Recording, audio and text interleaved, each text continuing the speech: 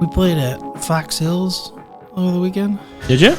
Welcome They didn't to have the a Carr single and Seguin yardage show, marker. hosted by Devon Carr and Paul. What do you mean? They Where didn't have two any Michiganders yardage dive into marker. real estate, Did you play the outdoors, classic community building, or and golden? everything in Classic. between. You can lie about how far you drive the ball then. I know you can. I know. I was shocked. So, like, they didn't have any yardage didn't- markers? Like couldn't find a 100, single- 50, 150, 200? Couldn't find a single sprinkler head with any yardage on it. It was like, what's the deal here? Well, I know a lot of golf courses have, like, got away from doing the sprinkler head yardages. Just because it costs. Well, cost, and I know, like, when you're doing repairs on those heads and you take the heads off, and then it's like, oh, well, I got to go replace that exact head on that hole at that spot.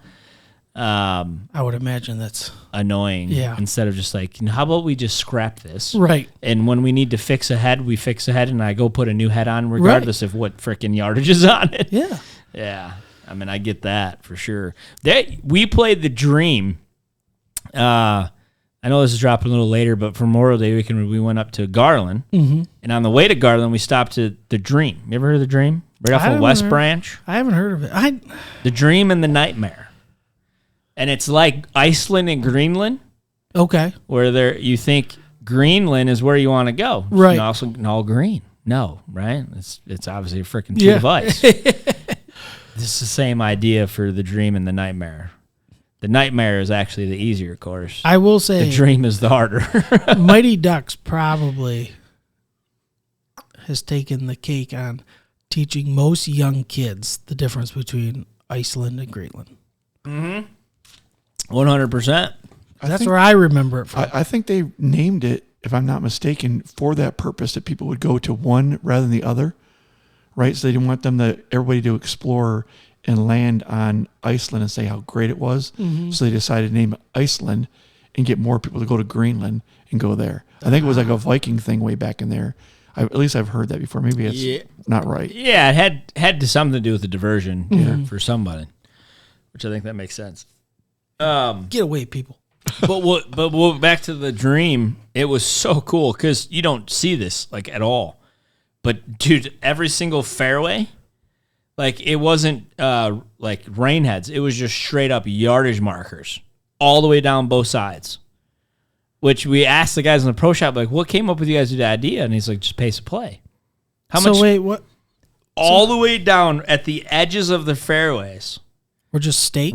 They were just like circle little markers that said, I think it was every 20, 25 yards. So it was 225, 200, 175, 150, 125, all the way down the fairway on every single hole. That's neat. So no matter where you're at, you can literally just walk to the edge of the fairway, like, oh, wait, here's the 175. Up, here's the 125. Up, here's the 200.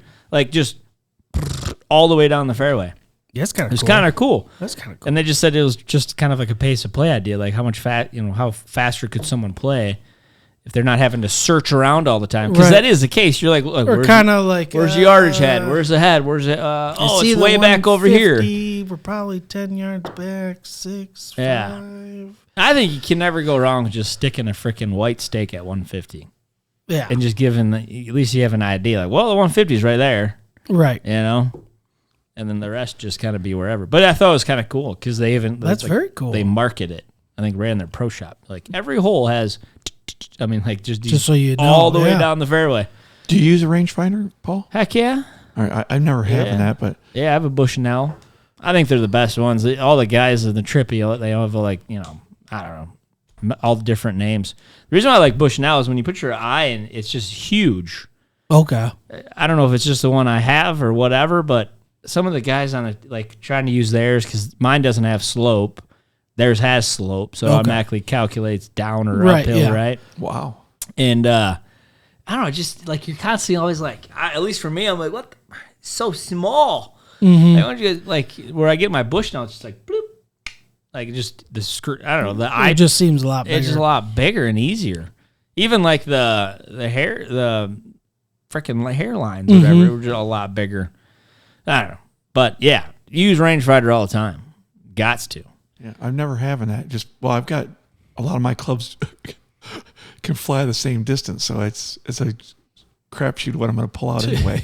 So, all right. So, Paul, when you're at a place like, let's say you're at the white 150 marker, do you still pull out your rangefinder then? Well, of course. All right. You got to know where the pin is. Could be short. I mean, if I'm saying the 150, it could be only like 142. That's where I was wondering. Or it could be 162 because the pin's in the back. Yeah. You know, if it's that big of a green, which some of these courses these days, dude, are just like massive fucking greens. Like 36,000 square feet. It's like, what the frick? I know. I had one on the lakes, par 3, and I couldn't have hit the ball any better. So it was like the green was almost an L, but it wasn't. But there was a pond that kind of creeped up, and the green was here and then wrapped around the pond a little bit. And then, of course, the flag was on all the way tucked in the back. Yeah. And I was like, okay, so we couldn't find a marker. So we're like, oh, it's got to be this. It looks like this. And I couldn't have hit it any better. I mean, it just sounded beautiful. It was straight as an arrow. It's going way up. And Tim and I look at each other like, oh, this is going. This is good. This is beautiful. And then all of a sudden, it lands like 40 yards short. It bounces once and then goes in the pond. No! It was just so deflating. It was like, this one's on. This is a beautiful shot. Oh, my gosh. And then it was like, oh, man. God. You could hear the big sigh. Oh, yeah. It wasn't even close. You don't have a rangefinder? No. I need to get. When's your birthday? June. Yeah, I knew it was coming soon. I have to get him a rangefinder for his birthday. So you don't have I always put them in my cart, then I take them away. Put them in my cart, take them away. It's like I'm almost thinking about bringing out my hunting one. The hunting one. I know it's the same freaking thing. Slope, but yeah, mine doesn't have slope. I mean, sure, does the slope help? Yeah, it's nice to be like, okay, yeah, it's 174, but it's playing 179. Right. But at the end of the day, if I'm looking at a shot that you know is uphill, like, okay, it's probably playing a couple yards extra, unless it's severely uphill. Like, okay, shoot, maybe we should add at least 10. I mean, at the end of the day, nobody that I'm playing with is at some level where they need to know the exact freaking number. Yeah, I'm not right? there. I mean, if it's even 174 and it's playing 177, it ain't gonna make a freaking difference. Yeah. It's still 7-iron. I'm normally just saying what's the front of the green, because I'm planning on hitting just before and rolling up. Or if it's in the back or middle, I'm just shooting for the middle. Yeah, It's just so it gets there. Yeah. I mean, that's very rarely is it straight enough where it actually lands on the green and I don't have to make a 4-yard chip in the rough. Which, by the way, I went to and practiced before work in the morning for about a half hour, just like little 4-yard chips. Yeah. Couldn't do anything wrong. And then when I played, it was like hitting the ground before I hit the ball. It was like, what happened? Yeah. I mean, what possibly could have happened? It was terrible. You hit all the shots you want to hit on the driving range, and then when it's time to get to the course, you're like, what the frick? I was just hitting it well. What is this all about? Didn't make no sense. I know. I remember Admin saying at the range over the weekend, he's like, oh, crap. I'm like, what? And he's like, I'm hitting it too good right now. Yeah. That means I'm going to play back. Right. My range session in warm-up's really good. It's not a good sight for the round coming. Right. All right. Hey, Devon, what's your 7-iron? What's your distance for your 7-iron? Paul just said his is in the 170s. Mine's probably 160, 155. Okay. I mean, I must be weak. I'm like a 140, 145 maybe. Well, sometimes, my 8-iron, sometimes I do hit it 148, 150. Then other times it's just 140. So I'm somewhere. I'm always teeter between when I'm 150 if I'm using my 7-iron or 8, depending on how I'm playing. What's your favorite club? I think I got a 58-degree wedge. all of them. And from 100 yards away, I can stick it pretty close. Wow, good. But everything else is all over. Yeah. How about you, Paul? What's your favorite club? 5-iron. 5-iron? Yeah. I just love hitting that nice. Just, I don't know. Something about it. 5-iron's always just been my favorite iron to hit. I can just, when I hit it good, I just love that nice little draw and just that nice little high ball flight. I don't know. Just love a 5-iron. Yeah. I now Yeah, that my you say that, seven, my 5 might be 7's more mine. like 180 is my 7-iron Yeah, number. wow. Yeah. 5, like 205. That's like my 3 hybrid.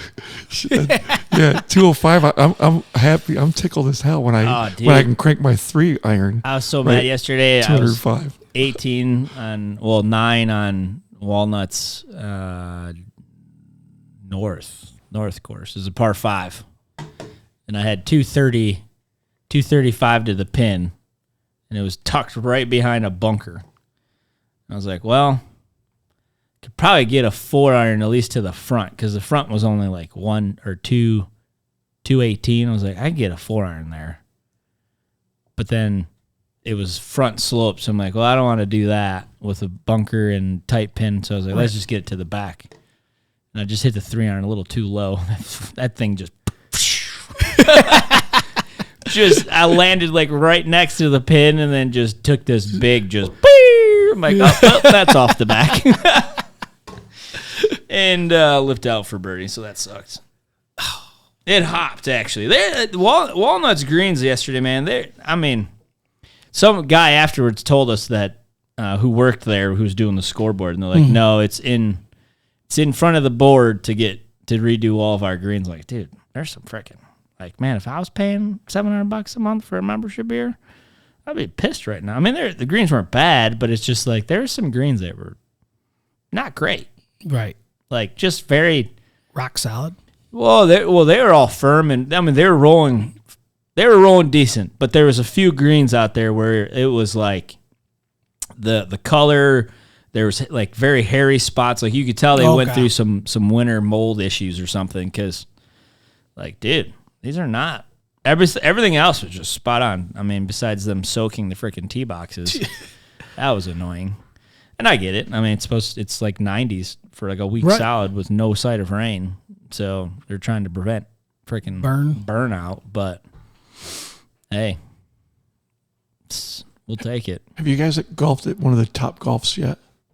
I have. Yeah, I went a couple. I have. Yeah, it was actually a pretty enjoyable time. We went to the one by the whatever the mall is over there, Great Lakes Crossing. Yep. Yeah. My daughter's goes there, friends a few times and that, and so we went there as a family and golfed, and it was surprisingly fun.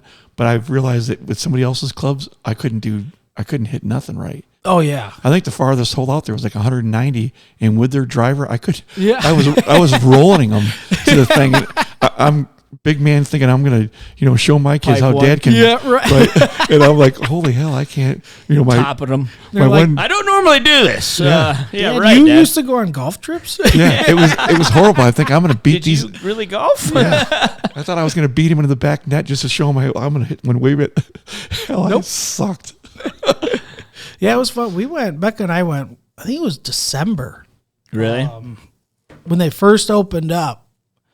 And it was a warmer December day, but they had the heaters, and it was fun. Their appetizers were freaking awesome. The food looked very good. Awesome. Very good when we went. Right.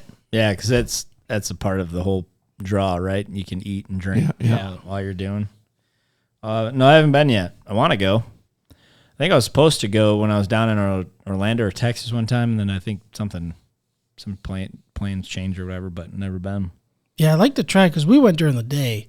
I like to go at night. It's all lit up. It's all lit up. Yeah, all the lights and stuff. But no, I heard Johnny beforehand. You were, and before Devon you got here, he was mentioning how many golf courses. You remember on a couple episodes ago, Johnny, we were talking golf like we do a lot, and he mentioned that he's played 84 Michigan golf courses. He's got some news for us. A little surprise. Did you find the list? To that list. I couldn't find the list because when I left that company, I didn't bring it with me. So I pulled all my buddies and that. And we've got our old scorecards and that. And I was just about 140 golf courses that I'd golfed at. Oh, man. And which, granted, about 10 of them were outside of Michigan. Right. So, but yeah, it's crazy. We're going to have to go through them. I know. I put them in a spreadsheet. You need to put them in a spreadsheet. We'll upload it. We'll go over them. Yep. And then what we're also going to do, and we may just spend an hour episode doing this, is we're going to look up every single one by one, and we'll see how many are still in operations. Right. Yeah. Because I'll be surprised to see how many are closing their doors for good. Yep. Because I had mentioned to you the Elks. pig, Elk Ridge, right, closed. And I was talking to one of my buddies at a soccer game the other day, and one of my favorite courses was at Black Forest, and he was saying that's closed. That's the one that has the 7 mile around the golf. If you stayed on the golf cart path, it'd be 7 miles around that thing. And it was just absolutely fabulous. And I think that one's gone now too. Really? I think the episode should turn into some Hendrix and tonic that we'll sip on while we're going through your list. And because you know what's going to happen is we start looking up course by course, the stories are just going to roll out. Yep. Oh, let me tell you on hole number 4. Right. Yeah, I'm not so sure how much I'll remember in that. I can mostly remember all the bad stuff. Trust me. Yeah. You when we start looking up the course, it's like, like, that's right. I do remember that. I remember that. Yep. No, let me tell you. Okay, so there's a bender on hole number 7 here. the divot's still probably there. Yeah. Right. But I guess after I thought about it, I was like, that is a pretty impressive number, right? That's a huge number. That's one thing. I mean, as much golf as I've played, I've not played a ton of golf courses. Just because the freaking sport is so dang expensive. Right. And it was just growing up, I just played at Idlewild where I worked for free. Idle Stank, as it's properly called. And then Whispering Willows, because that was where at the time our high school coach was the director of golf at, and we could play for $5. So Play where you can. For cheap. Yeah. I mean, being in the industry, so obviously getting in the industry as I did, like it, you don't pay for golf. Let's just be real. I mean, you just don't. And I remember the first real year being out of the industry. I mean, I still get hookups just from knowing people, but it's like, yeah, here's my card for $65. Gosh, dude, I better play good today. Yeah, you guys ought to make up your own list. You might be surprised at how many you've actually golfed. Dude, golf is getting insane. It is. Moose Ridge is now $90. I know. I wanted to go there. I'm like, what the frick? First round of the year. I'm not playing a place so like the that. new golf course at St. John St. John's Inn's building. I mean, dude, look. Don't get me wrong. It looks freaking sick. I don't know if you've driven by that at all lately. Holy crap! Because they've just all of the seating is growing in right now. Dude, they're charging $150, $160 a round. No, that's what they said it says online. It'll be open next spring. It was supposed to be this late summer, early fall, but then they pushed it to next spring just for probably just getting into that better shape. Right. I mean, it does look nice. Don't get me wrong. It's supposed to be a public. I mean, they even say that when it opens, this is gonna probably become one of the best public courses in Michigan, and it's right in our backyard at $150, $60 a pop. But it's affordable. Yeah, I don't want to buy the golf course. I just want to rent it for 18 holes. for 4 hours. Yeah. That's all I need. But even the smaller municipals, and we'll end it here because we got to go. But I mean, even your Livonia courses are starting to push $50 for a freaking round. It's like, no, I'm not paying you $50 for this freaking podunk golf course. I mean, but they all are. I mean, it's wonderful inflation, right? Everything just goes up. Cost of operating and open the doors goes higher. Yeah, Wages, I almost gas. cry every time I lose a ball. Oh, I know. I said that a lot this weekend. $4. See you later. Yeah, it's like shooting. You're some of your bullets are $1 a bullet. You're shooting. It's like, I just spent $100 on those rounds. Well, that was fun. Yeah. That was really nice. Yeah, I think I lost a dozen. No, 3 sleeves. I came back with 1 sleeve in my dozen over the weekend. I was happy about that actually because I was thinking those are tough. I was thinking with some tight, narrow courses, you're out scrambling, you're gripping and ripping, water on 16 out of the 18 freaking holes on the one course. Like, dude, I'm gonna lose a lot of balls this weekend. Didn't do too bad. Played really well because that's obviously why we won. Right, absolutely. So it's hard carrying 5 other guys on your back, but you managed to do it. I will say, And the goes any of the guys who ever listen to this, if they do, 100%, the round in the swamp fire, I probably would have shot one under easily my own ball. I mean, Johnny made a couple of putts, but besides that, You were just on fire. dude, it was Will and Drew love them. In the swamp fire. Love them to death, but they're more so of the let's just drink and smoke cigars on the golf cart. There you go. Than contributing. That's okay. So it was just It's me. morale. Me and John. Oh, They're dude, all about the 100%. morale boost. And they were probably looking the coolest out of all you guys. Yeah, well, yeah. Obviously. But yeah. Looking good, feeling good. So get outside and play golf. Right. Let's end it on that note. Get out there, play. Who cares? I mean, just even Grant. Grant just came in here too before the show because we were talking about golf all the time last week. We were in here 2 weeks or whatever it was, 3 weeks, 4 weeks. But he said he went out with some buddies and he shot 92. There you go. Beat his buddy. He said his buddy was giving a whole bunch of crap the whole round, and he shot 110, and he shot 92. Yeah. I said, way to stick it to him. Yeah, right? He came in on Tuesday. His chest was puffed right out, and he was silent beating killer. it. He was proud as hell. Oh, I could tell the freaking joy he had when Yeah. he was telling me. I mean, dude, that's legit. There's some people out there that would beg to break 100. Oh, yeah. Just begging. And why my wife is trying to FaceTime me right now. Should we bring her on? Let's bring her on. Maybe it was just an accident. Oh, I'm guessing. did you just try to FaceTime me? No, she's not even on the phone. Oh. Hello? Bye-bye. That was probably more like a butt time rather Right, than a FaceTime. Yeah. Because usually she doesn't FaceTime me. Anyways, I'm Paul Seguin with eXp Realty. I'm Devon Carr with Gold Star Mortgage. This is the Carr and Seguin Show. Go golfing, y'all. See you. Hit them long and straight. Keep it in the short grass.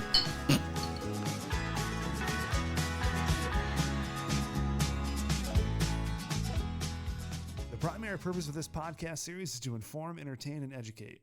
The information, opinions, and recommendations presented in this podcast series do not constitute legal or professional advice, opinions, or endorsements of any kind. Gold Star Mortgage Financial Group, NMLS 3446, Equal Housing Lender.